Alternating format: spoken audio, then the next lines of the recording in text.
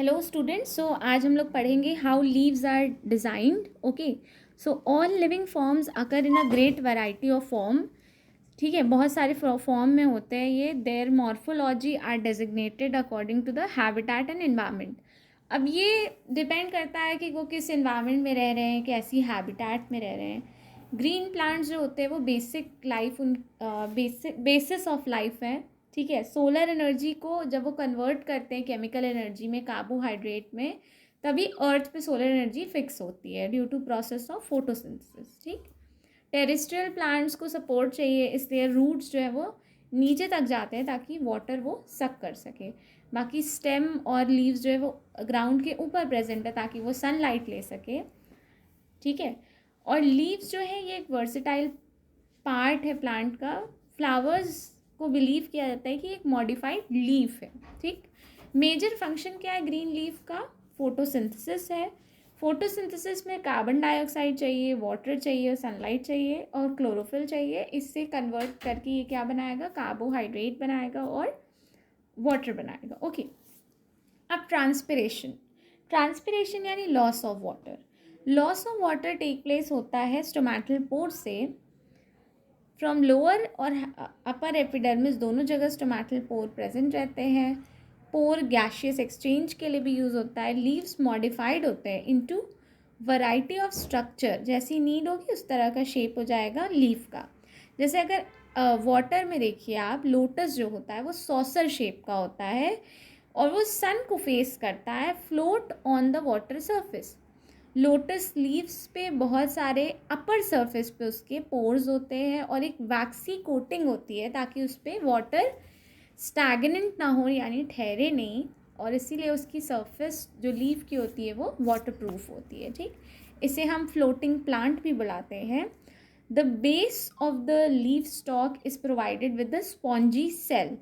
अब जो बेस है लीफ स्टॉक का वो एक स्पॉन्जी सेल से बना है. इससे आप ट्रैप कर सकते हैं एयर और फ्लोटिंग की असिस्टेंस मिलेगी. ठीक है, तो लीफ का जो स्टॉक है उसमें स्पॉन्जी सेल्स हैं जिसमें एयर ट्रैप हो जाएगी और फ्लोटिंग करने में, देखिए एयर चाहिए ना, हल्का वेट चाहिए. ठीक है, तो इसीलिए the bulb like basal portion is light as cork.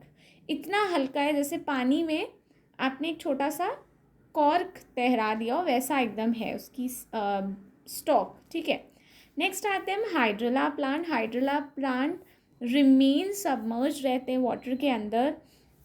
इनके पास फिंगर लाइक फाइन लीव्स होती हैं.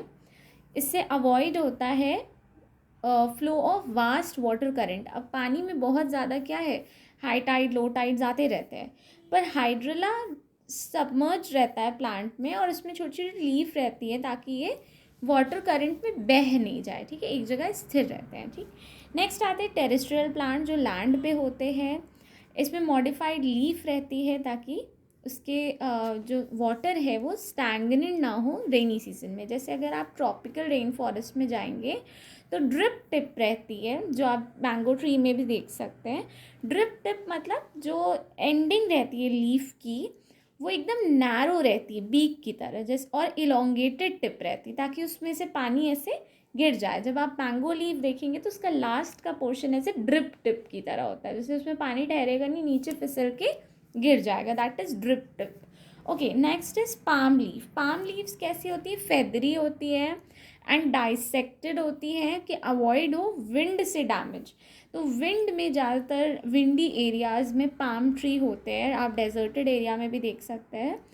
पाम ट्री और ग्रासेस के शैलो रूट होते हैं और ये मोनोकॉट प्लांट है. ठीक है, फेदरी इसलिए है क्योंकि ताकि स्ट्रॉन्ग विंड से डैमेज ना हो. ठीक, अब हम देखते हैं आगे. पाम ट्रीज़ में फेदरी लीव्स हैं और ब्रांचेस नहीं हैं.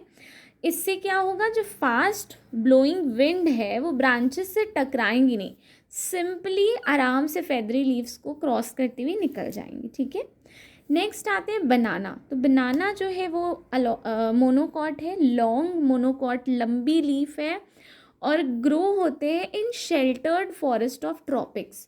क्योंकि बहुत शेडी एरियाज़ में होते हैं, उनको खुद को बहुत ज़्यादा आप कह सकते हो धूप नहीं मिलती है, डेंस फॉरेस्ट में रहते हैं, तो लाइट वहाँ पे लिमिटिंग फैक्टर है, इसलिए बनाना की लीफ बहुत लंबी होती है ताकि आराम से उन्हें सनलाइट मिल सके, ठीक है। नेक्स्ट आते हैं जैक फ्रूट, जो आप सब खाते हैं, ठीक है, सबसे बड़ा फ्रूट है। जैक फ्रूट को एक और one more name there is, that is Artocarpus heterophyllus. Artocarpus heterophyllus. This is a jackfruit, you can say, botanical name, and it is the largest fruit. The large size dissected leaves are common feature of the plant growing in the shade.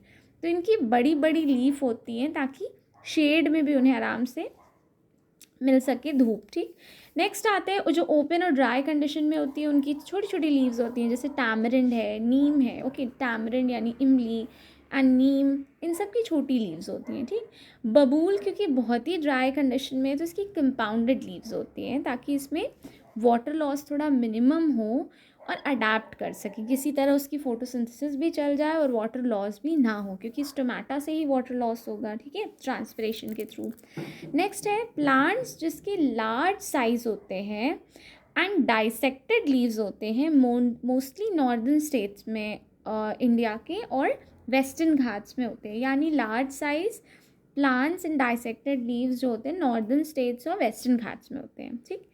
अब आते हैं एक new plant हम देखेंगे जिसे milk weed बोला जाता है या कैलोट्रोपिस, ओके, कैलोट्रोपिस और मिल्क वीड, ये एक ज़ेरोफिटिक प्लांट है, यानी ये डेजर्ट में रहता है। इसकी लीव्स कवर्ड रहती है एक वाइट पाउडरी कोटिंग से।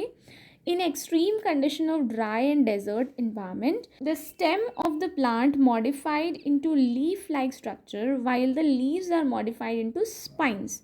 तो स्टेम जो है ये लीफ की तरह दिखने लगती है जो डेजर्ट में प्लांट होते हैं, और लीफ एक पतली सी स्पाइन की तरह दिखने लगती है, ठीक।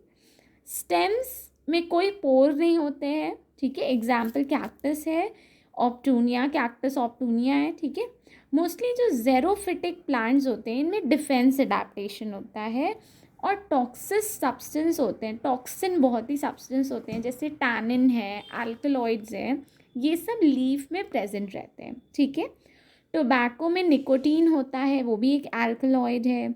नीम में मेडिसिनल प्रॉपर्टीज़ है क्योंकि ये इंसेक्टिसिडल भी है और मेडिसिनल भी है, इससे जल्दी इंसेक्ट्स अट्रैक्ट नहीं होते और बेसिकली पिंपल्स में और एक्नेज में ये कम रिड्यूस करने में हेल्प करता है। तो नीम एक एंटीसेप्टिक इंसेक्टिसिडल प्लांट है, ठीक है।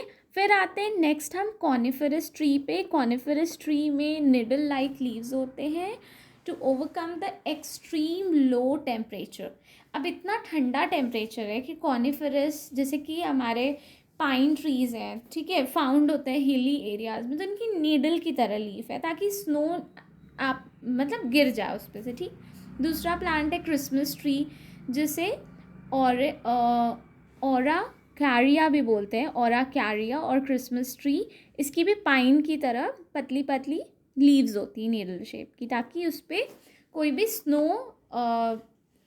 उसमें फ्रीज ना हो, ठीक है, और वो स्नो स्लिप हो जाए, ठीक। नेक्स्ट आते हैं leaf of some plants are as a reservoir of food and give rise to new plant like bryophyllum, ठीक है। तो एक पत्ती से दूसरे प्लांट ग्रो हो जाएं, जैसे ब्रायोफाइलम की लीफ पे बहुत सारे उसके प्लांट्स ग्रो हो जाते हैं, ठीक है। अच्छा, नेक्स्ट है